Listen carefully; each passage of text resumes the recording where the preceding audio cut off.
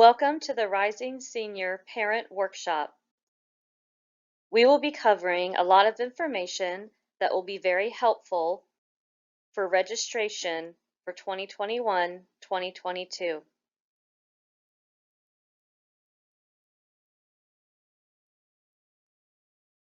Bartram Trail High School has 6 school counselors. For 11th and 12th grade students, whose last names are A through G, Julie Beasley is their counselor. For 11th and 12th grade students with last names H through O, Tanya Mosley, myself, will be their counselor.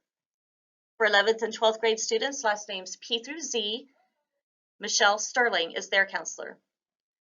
The offices of the junior-senior school counselors are located in the main guidance office. Mrs. Richards is the administrative assistant, and she is awesome. She can answer almost any question that is thrown to her. School counselors are available to see students during all 3 lunches and by appointment. The Bartram Trail High School website is full of very important information. The morning announcements are put on the website every morning. There is a link on the left for school counseling. The school counseling webpage has a lot of information, and the links are located on the right sidebar. Some of this information includes what's happening in each grade level, presentations and resources, Schoology information, mental health resources, graduation requirements, information on testing and dual enrollment, resources for college planning, financial aid, and scholarships, which are divided by month and deadline, information on career planning, and many other helpful resources. There are many things to consider when making a senior schedule. The first and foremost is graduation requirements. We want to make sure that your senior is meeting all the requirements necessary to earn a diploma in the state of Florida. There are also bright future requirements that your student needs to complete in order to be eligible for the Bright Futures Scholarship. Something else to consider is your student's commitment to academics. Are they wanting to take honors, advanced placement, or dual enrollment? How rigorous should their schedule be? What is their post-secondary plans, including military, technical training, going to a state college or a university or college? What about extracurricular activities? Are they heavily involved in clubs, hobbies, family commitments, faith-based activities, etc.? Are they involved in sports? Are they working? All of these things need to be considered when choosing courses for their senior year. These are the graduation requirements for earning a standard diploma in the state of Florida.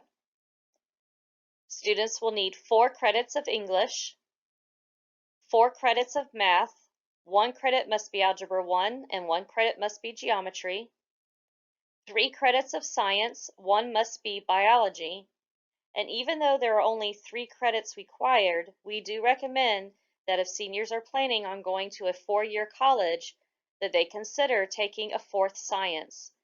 It doesn't look good on a college application or a transcript if a student took a year off of science. They will also need 3 credits of social studies, a credit of world history, a credit of United States history, a half credit of government, and a half credit of economics.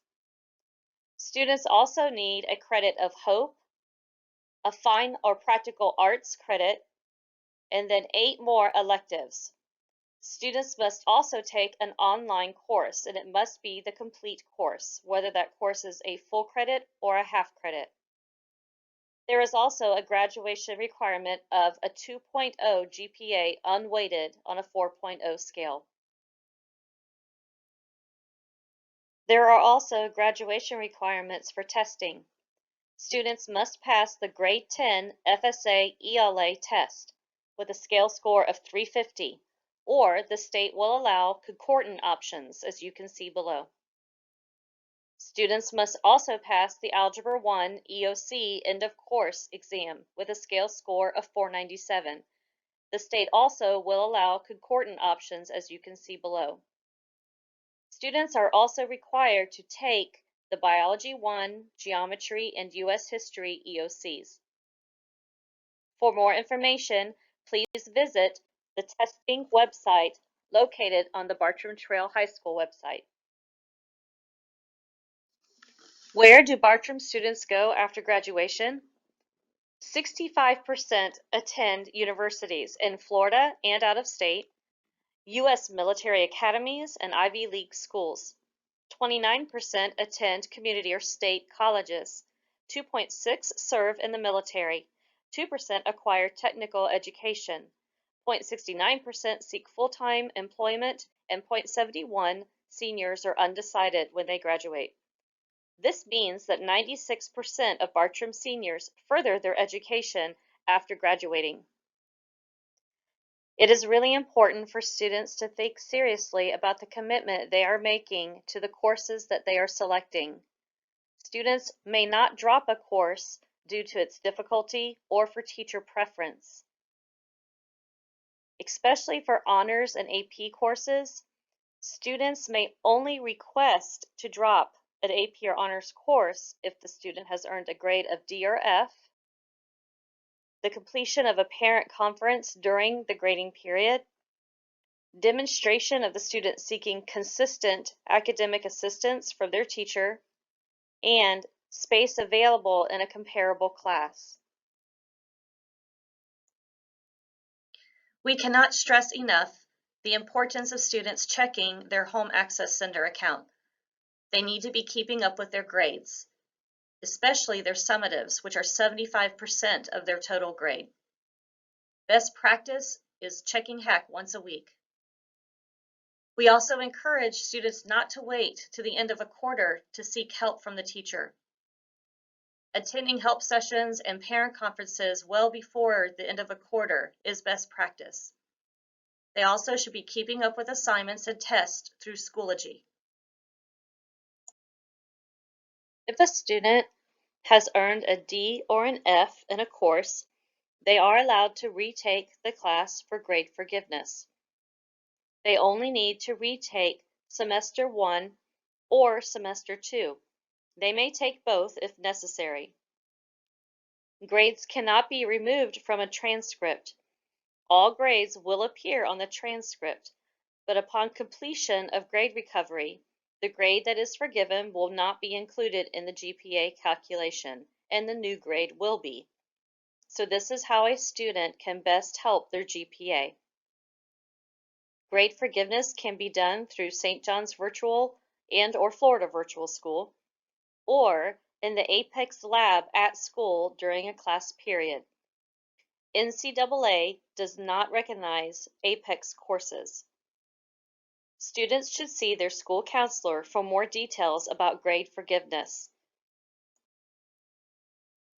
One of the main components of a transcript is a list of every single high school course a student has taken. It is very important that the transcript information is accurate, as this will be sent to post-secondary institutions. We recommend that students check their transcript after every semester. If they see something that they believe is an error, they need to see their school counselor. An official transcript is one sent by Bartram Trail High School to a post-secondary institution or an address or scholarship. An unofficial transcript is a transcript that Bartram Trail High School sends to a student. How does a student order a transcript? They need to go to the Bartram Trail High School website on the main page, scroll down, and on the right is a link for Parchment. The first time they use this, they will need to create an account in Parchment. Then they can go in and request their transcript be sent to a post-secondary institution or an address, a scholarship, or they can have one sent to themselves. Again, sending a transcript to themselves is how they are going to be able to review it to look for any errors. Bright Futures is a scholarship offered from the state of Florida. Seniors must complete the Florida Financial Aid application for Bright Futures, and this application opens October 1st of a student's senior year. Certain requirements must also be met to qualify for a Bright Futures scholarship. Students and parents should read the Bright Future Student Handbook, Chapter 1, Eligibility Requirements. A lot of questions can be answered by reading that. These are the requirements at a glance for the Florida Academic Scholarship and the Florida Medallion Scholarship through Bright Futures. Bright Futures does not look at a student's GPA from their high school. They do not look at all of their high school courses. They only look at 16 courses, 4 English, 4 math, 3 science, 3 social science, and 2 world language. The 2 world language courses are not required for high school graduation, but again are required for the Bright Futures scholarships.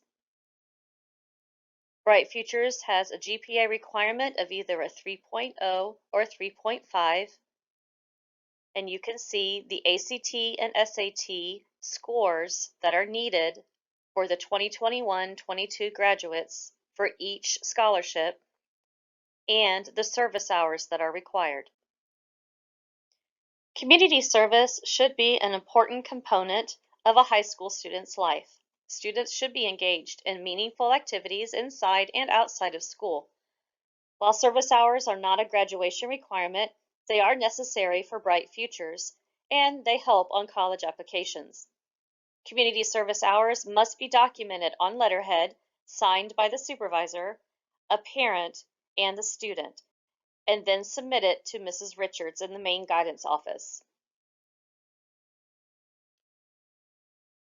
Taking the SAT and/or the ACT is not a graduation requirement, but most post-secondary institutions require SAT or ACT scores.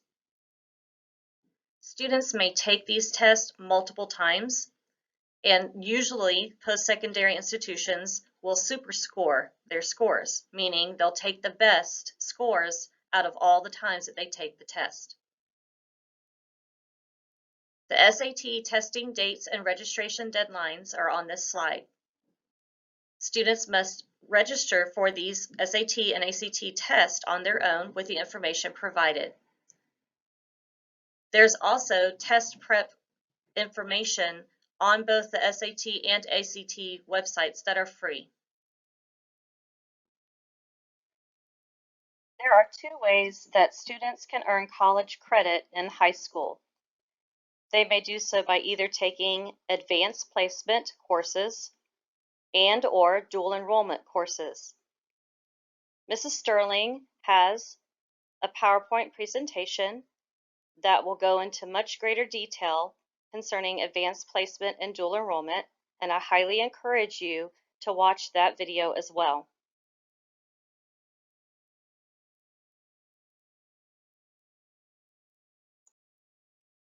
All dual enrollment courses for senior students are off campus, except for courses offered through the ViStar Academy. St. John's River State College has 3 campuses, Palatka, Orange Park, and St. Augustine. Students will need to choose dual enrollment classes that fit into their Bartram Trail schedule. This includes early release Wednesdays. Students must also have 1 hour of drive time to and from school with the start or stop of their dual enrollment course. One of the important things to keep in mind when thinking about dual enrollment is when a student enters a post-secondary institution at any age, the rights under FERPA transfer from the parent to the student. This means that once a student is enrolled in a college-level dual enrollment course, the parent has 0 access to the dual enrollment course grades. Also, a parent can no longer conference with or correspond with a student's college professor, even if that college professor is on Bartram's campus. I highly encourage you to read the dual enrollment frequently asked questions on the dual enrollment website under school counseling.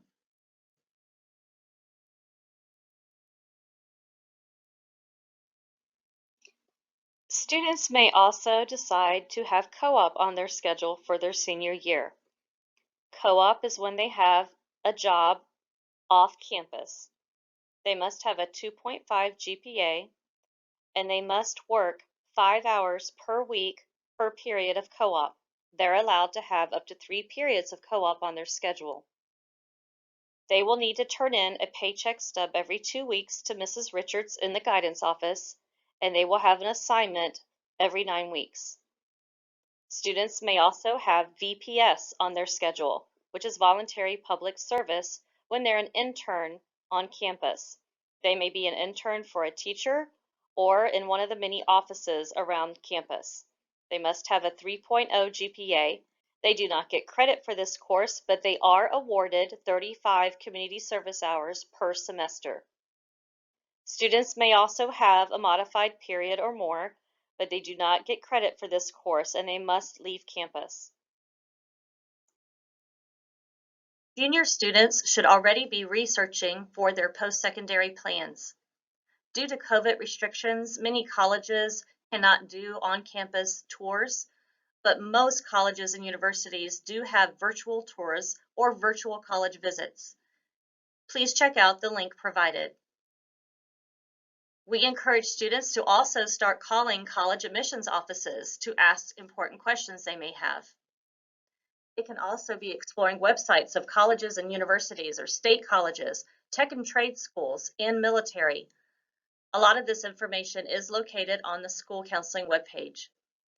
Every year in October, there is a NACAC fair where there are over 200 colleges and universities and trade schools that are represented.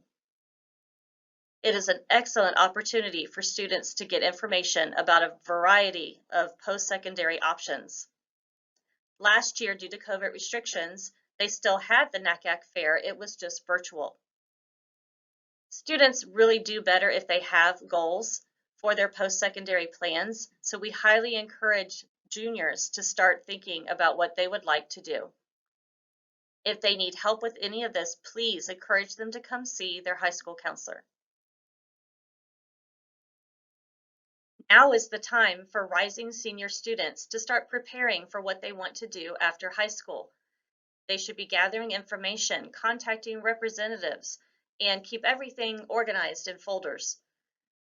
They need to create a college email.